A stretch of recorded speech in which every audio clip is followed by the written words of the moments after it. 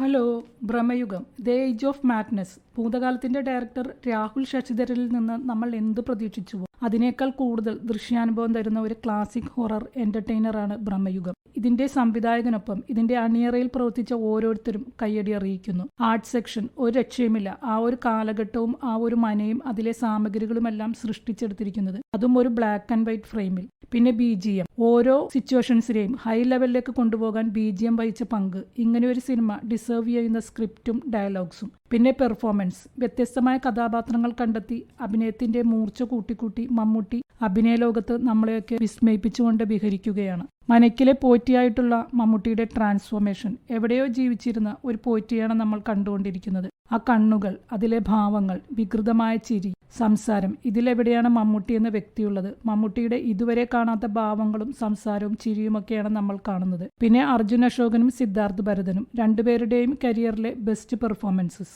അർജുൻ അശോകന്റെ പേടിച്ചുള്ള നിലവിളിയൊക്കെ. ഇതിന്റെ ഷൂട്ടിംഗ് സമയത്തെ അവസ്ഥയാണ് ഞാൻ ആലോചിക്കുന്നത്. 3 പേരും ഒന്നിനൊന്ന് മത്സരിച്ചുള്ള അഭിനയം. മലയാള സിനിമ എത്തി നിൽക്കുന്ന ഒരു ലെവലിനെ കുറിച്ച് നമുക്ക് അഭിമാനിക്കാവുന്ന സിനിമ. വളരെ സ്ലോ ആയി പോകുന്ന ഒരു സിനിമയാണ്. ഈ സിനിമയുടെ കഥാഗതി അങ്ങനെയാണ്. എല്ലാത്തരം പ്രേക്ഷകരെയും ആകർഷിക്കുന്ന സിനിമയാവണമെന്നില്ല. സിനിമയെയും അതിലെ കലാകാരന്മാരെയും സീരിയസ് ആയി കാണുന്ന പ്രേക്ഷകന് 100% സംതൃപ്തിയേറുന്ന സിനിമ. സിനിമ കണ്ടവരുണ്ടെങ്കിൽ അഭിപ്രായങ്ങൾ പങ്കുവയ്ക്കുമല്ലോ. വീഡിയോ ഇഷ്ടമായെങ്കിൽ ലൈക്ക്, ഷെയർ ആൻഡ് സബ്സ്ക്രൈബ്. ഇനിയും മറ്റൊരു വീഡിയോയിൽ കാണാം. ബൈ.